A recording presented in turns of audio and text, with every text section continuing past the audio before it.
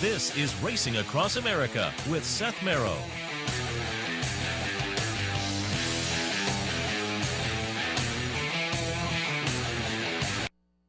Welcome back to Racing Across America. I happen to be joined now by John DaSilva, racingwithbruno.com, capitalotb.com. You can find John's selections for New York tracks every racing day in the New York area on capitalotb.com. Good morning, John.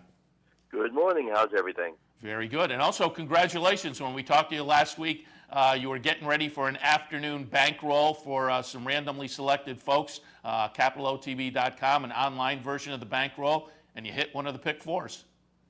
Yes, we got the late pick four. It's a little scary seeing how the first 7 races of the day were all chalked. And I think, oh my God, all this money, I'm going to chalk it out. But then thankfully I got a couple of prizes toward the end, especially with that very exciting stretch duel in the 8th race where we had to DQ the favorite, but Holiday's Jewel was just able to come up and give us a nice price to get us started there. Yeah, and it made everybody that participated a little profit. So, again, congratulations there.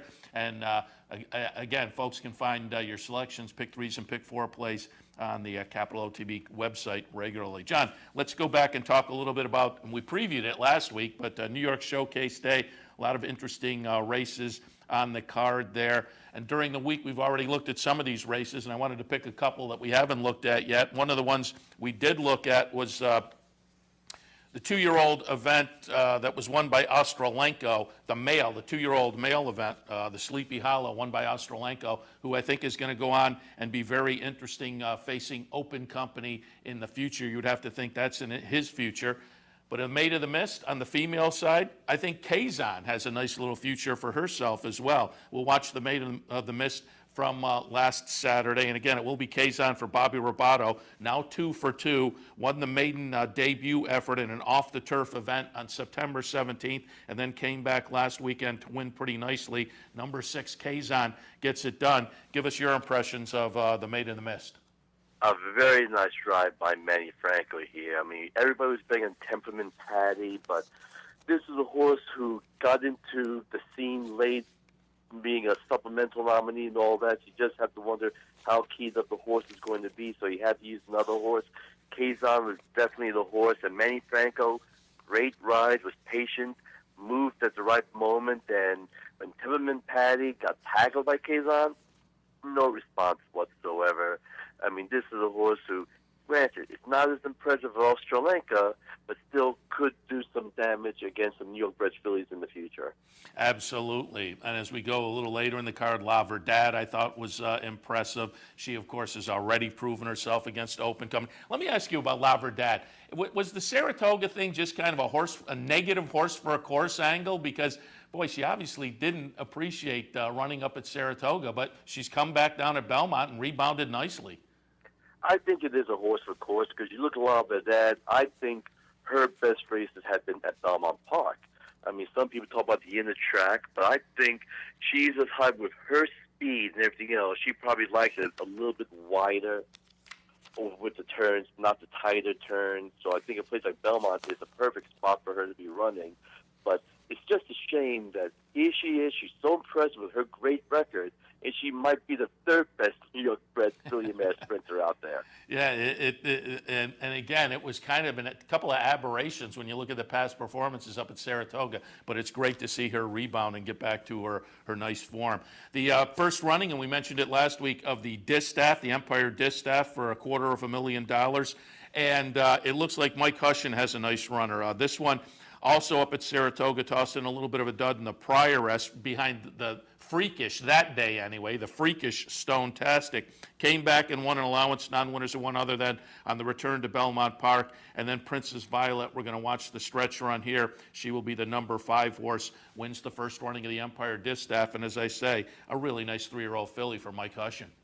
Oh, this is a very nice filly. I mean, she was able to rate off the pace, which is something that we weren't sure she was able to do successfully. But if she could keep running like that, she's going to be a factor in Open Company stakes in the future because she is a very nice filly who's just improving.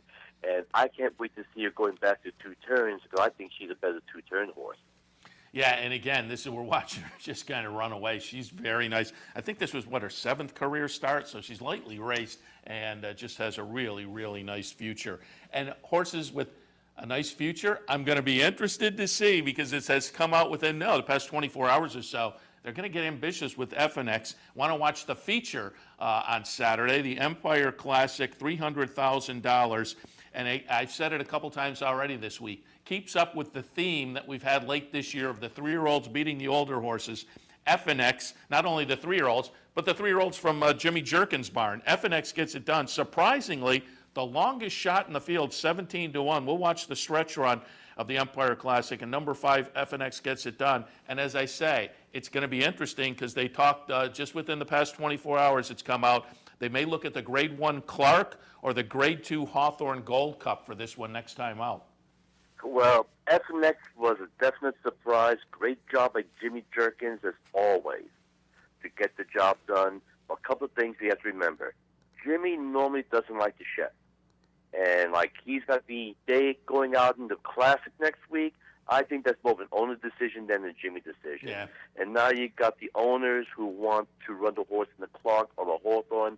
I have the feeling if we're able to talk to Jimmy privately, he probably wouldn't be that ambitious. He'll probably look for an easier spot. But as you've seen with the connections in the past, when they ran the horse in the woods, they are ambitious. They want to do something.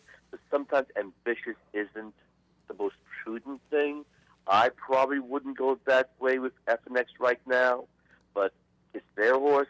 They're going to do what they want to do. Let's just hope the horse comes out of it okay. Yeah, and let me touch on that because I mentioned this earlier this week with Jeremy Plonk on VE Day. I said, and he agreed, and it sounds like you are too, I'm always leery of horses when it's kind of a Plan B situation. And the Breeders' Cup Classic seems like Plan B with VE Day. And then Jeremy said just what you said. Also, watch out. When trainers say, the owner wanted to do it, that's as close as they're ever going to come to kind of bailing out on a horse. Well, one thing about Jimmy Jerkin, he has a little bit of a conservative type. But if you remember a few years ago, he had Quality Road. And after he got injured early in the year, the owner wanted Quality Road to be pointed to the Travers. Jimmy said he probably couldn't get him ready for his optimum peak to the Travers. And what happened? He loses horse to Top Fletcher, who goes to a 6.5 furlong race into the Travers, almost steals it, but doesn't get the job done. But if the trainer doesn't always go with what the owner wants, the owner will take the horse away and give it to a trainer who will do what he wants, even if it's a little unusual.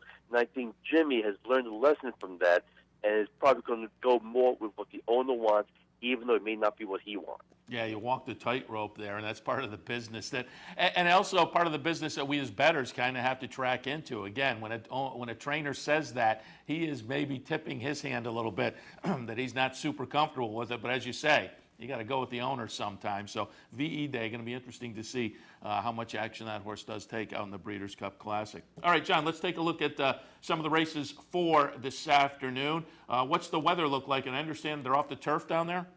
We are off the turf again. Right now it is overcast. It was raining overnight again. So I'm probably expecting a muddy track, if not sloppy, at Belmont. So we are off the turf. So we're going to start off with race number 3, which was originally scheduled on the dirt, but now it's going to be running on the main track doing 6 furlongs.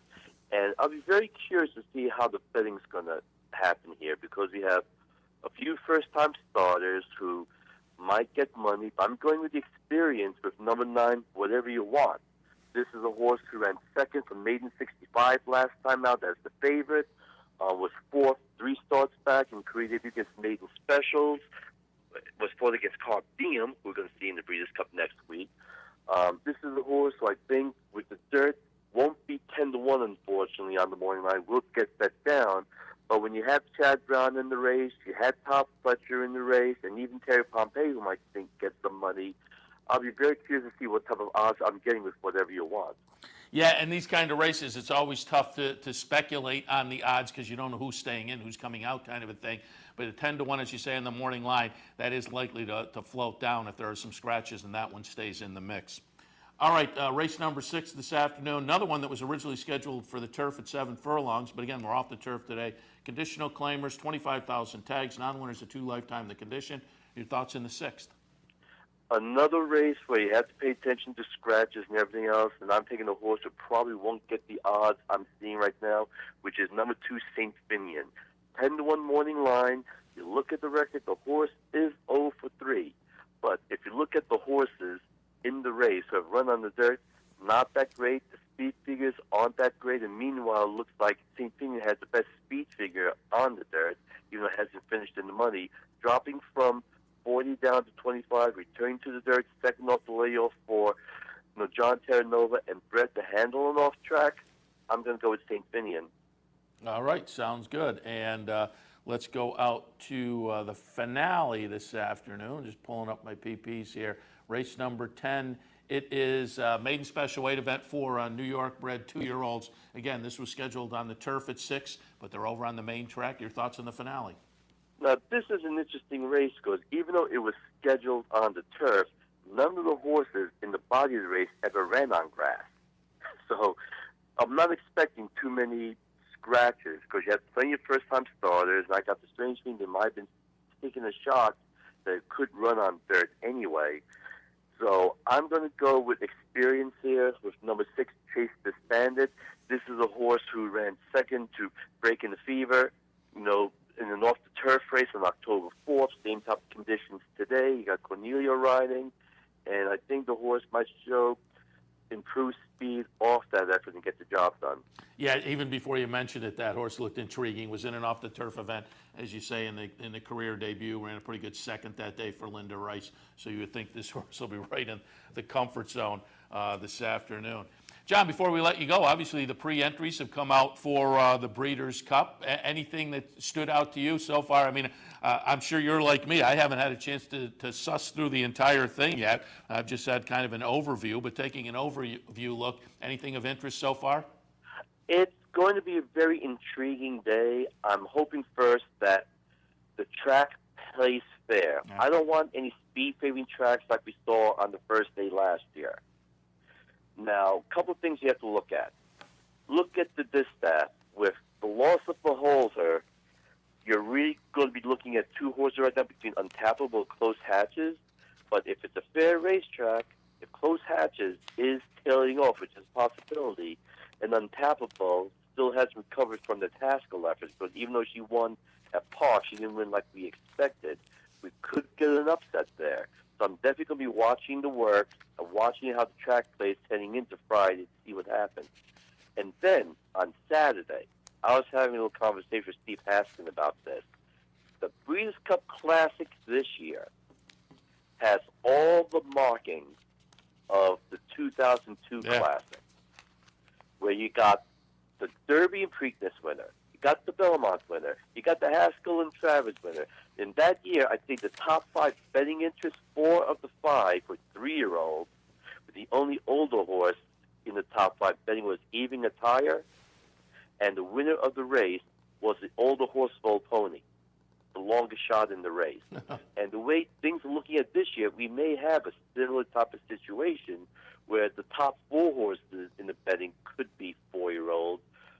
The older horse who might get the most money could be Zevo. Yeah. I'll be very curious to see what happens with that.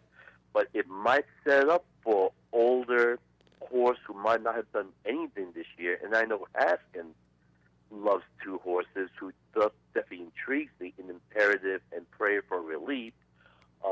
I've been hearing that IRAD might pick up the mount for Prayer for Relief, or Kent DeSormo, one of those 2 probably will pick up the mount there. And Detroit's Imperative, I mean, look at Imperative's last start.